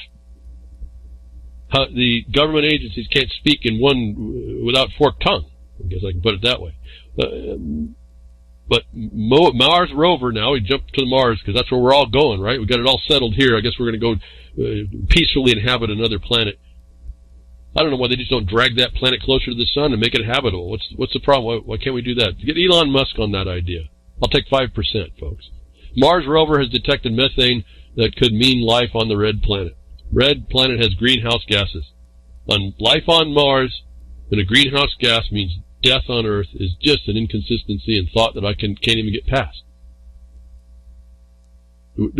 Cows, they're trying to put bags on cows, folks, on Earth, because it's death on Earth. So I guess if we found methane, I guess we're going to find a cow up there, aren't we, on Mars? How is it in this day you can look at methane means life on one planet and death on the next? That you go over to say methane is a fossil fuel. Yeah, bones, dim bones, folks. You squeeze them and you get oil out of dim bones. Fossil fuel that causes methane, causes in the decomposition methane. Don't look at it as a natural system that's actually creating it. It doesn't come from dim bones at all. That you blame that very same thing on Earth as death, and yet you'll marvel at it as life on Mars, is an example of this insanity. And everybody has the obligation to stand up against it. And I have to say, regardless of our judgment against the Republican Party, they're fulfilling our injunction to avoid the quorum that would bring the punitive harm, making everybody in that state an enemy combatant, subject to terroristic type impositions indefinitely, folks. I mean, I think about that. Do people put this stuff together? I can't be the only one. I hope I'm not the only one. I really do. And I hope there's a few of us that do, because we need to get the word out, folks. Okay, get back to Earth. Another thing I've been talking to you about, and how they come and they control us, and how they're going to control us through this. This is a behavioral control thing. This carbon, they now admit it's a climate bill in Oregon, HB 2020 is a carbon tax thing. Remember, they think of you as a bunch of carbon. They don't remember. They shifted it from carbon dioxide. Remember, another greenhouse gas. They say methane is so much more responsive in the environment, but now we're down to carbon in every molecule of it. If you haven't understood the slow and incremental change to get you to buy into this insanity, that they're now making it punitive. Any carbon you have is a punitive harm, which you're going to be beat down and considered to be a terrorist yourself, even though the people that are doing it are committing treason and foreign invaders, and you're not recognizing that. I mean, if the militia has a thing to do in Oregon, where have you been all this time? All this time. I mean, before Malheur, before Bundy. Oh, where have you been? For all you smart people and knowing about the militia and the second. Where have you been? And then you go today and do the wrong thing. Like I've seen you do so many times. I'm not saying you're wrong. I'm saying you're doing it wrong. I'm not saying you don't have a cause, but your cause is misplaced. And getting back to this, I told you that this is all coming down on behavioral control and controlling, bringing you into austerity. And on Mars there must be cows because we found methane, and methane there is promoted as life on Mars. You turn around, come to the Earth, and all of a sudden it's the same organization, NASA, NASA actually, not NASA, NASA, and the ICUN and the Commerce Department and the Forest Service and the BLM all engaged with the ICUN International Horde of Trespassers that I haven't talked to for a long time. Will tell you that this very same thing that produces life on Mars must indicate life on Mars means death on the Earth, are the same lunatics that are bringing on, remember the EPA, the Environmental Protection Agency, is the pillar for the implementation of carbon through so-called climate change, which is now a climate emergency, and I think that's a good thing, but I won't get off that. Saying a climate emergency is going to be a defeat, because everyone's going to look out and see a beautiful day, and that's how that's going to work. But anyway, get back to the climate change. They're going to use that and bring austerity on through this position, and they're going to need some controls. And I told you, be careful of this cryptocurrency, because they're going to set it up. It maybe look cool right now, but they've got other plans on it. And they'll get people to buy in where they need to, and they'll promote it. And remember, Silent Weapons for Quiet Wars is there to read if you want to see an esoteric way to say you're going to plug into the system they provide. They're going to appeal to your needs a bit, or your thought about your needs. Make it easy for you, and you'll plug in because it's nice and easy, in order to bring on to you, through this voluntary consent, the things that the future they want is imposed upon you. And we see the plan, the guidebook is the Agenda 21, or you can see now for the net till 2030, they got Agenda 2030, they're telling exactly how they're going to do it. And I've told you that they've got this plan set up for For when you look right down at the nubbins of it, one of the broadcasters called the nubbins of it. Well, this is not going to be called that, but it's the same thing. It's all looking at the nubbins. It talks about financial debt servitude. And the way they're going to put that on is they're going to adjust what you think is... See, they got you off onto fiat, so you didn't know about money anyway. And I told you, all have to go back to some substance. Get back to silver and gold. However that's going to work, I don't know, but you got to get back there. You got to get to the tangible in-hand stuff that you have to meet people over. And they got you on your digital devices, and they got you into fiat, and you keep agreeing to it, and they're going to move you, and I told you they're going to translate you into the digital realm, which doesn't even need the fiat. Then they're going to do something to keep your behavior controls, and they're going to start working on what you need in the world. And that's where you see the modernization of food security, housing security, air security, all this nonsense stuff. It's all like they want to make it like they're doing. And I said they're going to bring you into a medium of exchange that keeps track of all that. And I said when blockchain came up, I said that's the ledger they're going to use. Now here comes a little better and better in focus for you all. An interesting name as well. I guess we'll go through all kinds of stuff, but I just don't have the time. Libra. Let's talk about the horoscope, but we can go there. That's one of the discussions. And the symbology and all this kind of neat stuff. Well, they make it nice and warm and fuzzy for everybody as well. And the scales of balance of justice. And you don't understand who's holding the balance and who they got the one eye that they can see and who's going to do all that. Yeah, the balance, the justice that's been thrown down, that the Supreme Court just destroyed. Yeah, that's the thing that's coming on now in the news. Libra. Facebook's crypto Trojan rabbit. Cryptocurrencies are winning. If you need a proof, look no further than Facebook's proposed Libra stablecoin. With the release of its white paper, Tom Luongo explains the salient point is Libra is another attempt by the current banking establishment to slow the flow into world of hard money. In this respect, Libra is no different than Ripple or dollar-settled Bitcoin futures contracts. These are products designed to slow the exodus of how the shadow banking system shadow banking system. Now, I'm not necessarily agreeing with all these opinions. I'm saying there's people talking about this, but it's on point of what I've been telling you about how they're going to transition. They use these to transition you through to another way to control you. And people are buying into this hook, line, and sinker. Ripple is a ripple on water. Okay, is a way. Ripple, Libra, the ripples on the signal, the ripple of the symbol of the three waves here as well. They're kind of, and you think it's freedom and all this, and then it's balance, and you don't realize who's holding the scales and what the balance is going to be and who's going to determine it. And anyway, moving on. Ripple is a way to lower foreign exchange fees, like that's a real important thing for all of us right now. Of off-chain futures settlement is a way to control Bitcoin prices and exasperate volatility to slow the crypto adoption by so-called normies. That's not even all what I want to talk about here. That's someone who believes that this is they apparently want to protect on Bitcoin. This whole ledger thing is a ledger of the debt that you're going to owe to society and how they're going to keep track. They're going through Facebook. And here's how they tell you that they're transitioning from what you would think is even fiat into this new cashless society is kind of stated right here in one paragraph. It won't, however, be is the definition. It won't, however, be a cryptocurrency in the traditional sense.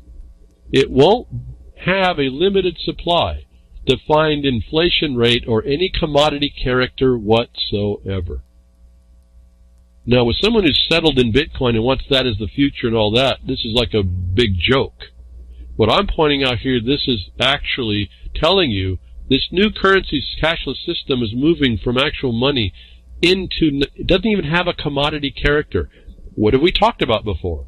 It's your social credit. And your austerity will be coming through this punitive harm that this HB 2020 in Oregon, of which these Republican representatives are avoiding and leaving the state to avoid the quorum that would bring it in to the people of Oregon. It is the implementation of that system going through Facebook as an adoption, global adoption. And it's still in the test, so it still has to work some stuff. I told you, they still got to work some stuff out. They're letting you work that out for them. Now, this article is really kind of inferior to me. It's from Zero Hedge talking, someone else talking, who wants to bring up kind of philosophy things. I'm not into all that. I'm telling you this is how the tool of incrementalism is working against y'all. They bring it, normalize it. It may not be you. They're going to normalize it to others and numbers of others. But underwriting this thing I've been talking about today was the enemy combatant status that they'll put on you for whatever subject matter the supermajority in power puts on you.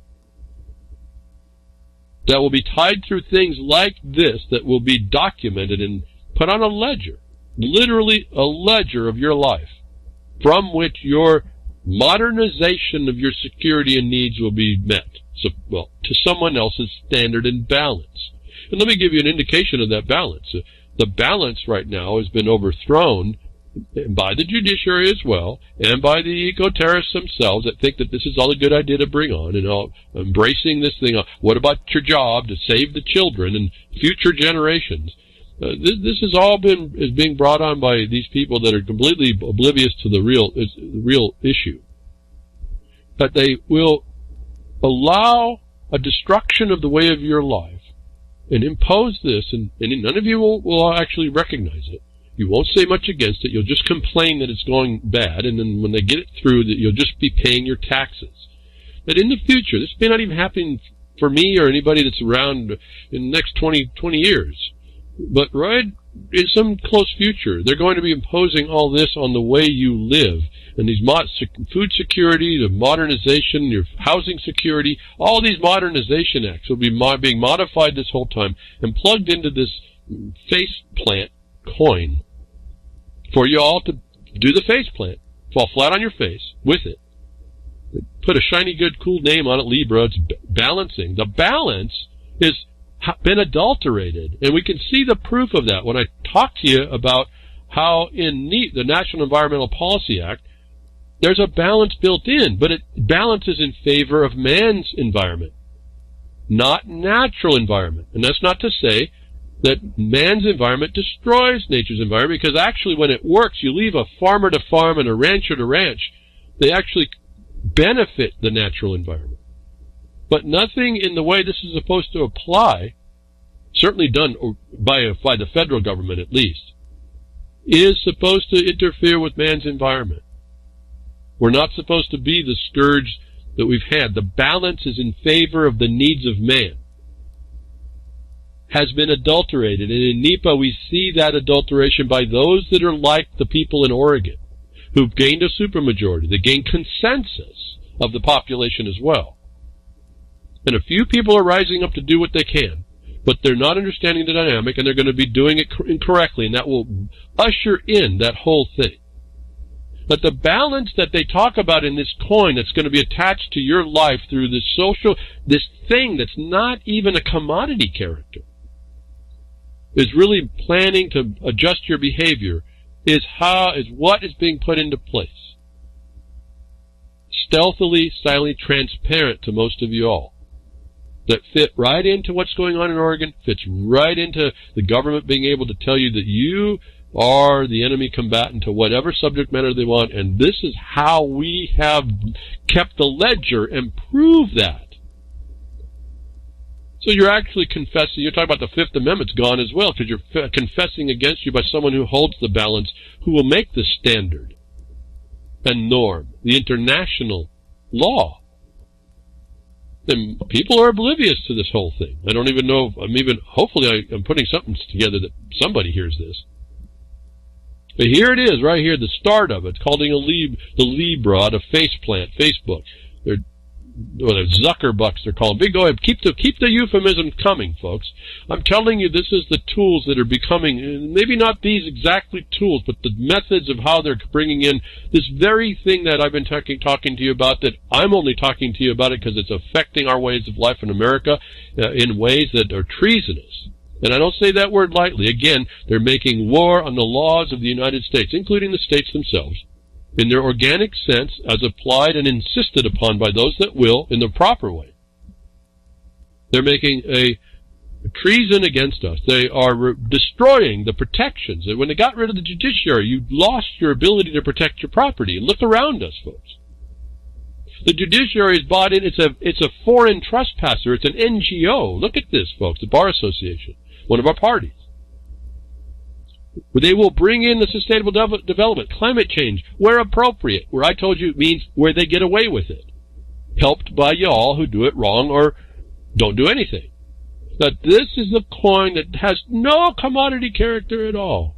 In a social sphere, in cashless condition, goes through the Bitcoin technology ledger. It's just a dang ledger. It's a database. That's all this thing is. That you will be forced into because of your criminality, your presumed criminality. When an HB 2020 gets put in, that's the start. That's how they start to do it. That they then insist that you have certain connections, or you are penalized punitively more until you comply or die. Is how they're going to do it to you in the near future. They're setting it up right now. You're right to reject it. You have to reject this. My objection is how you've been doing it, because you haven't been doing it correctly, and I think there's enough people as evidence of the wrong way to do it. That when you do it more properly, things aren't in jeopardy, and you move along. And again, me and my colleagues, we see that. I see a little bit to be able to tell me that I'm not nuts. But if we don't respond to this, we're watching the proof in the news that Facebook is a so-called stable coin. They want to give you some confidence in it, get your consent. They're setting up the non-commodity.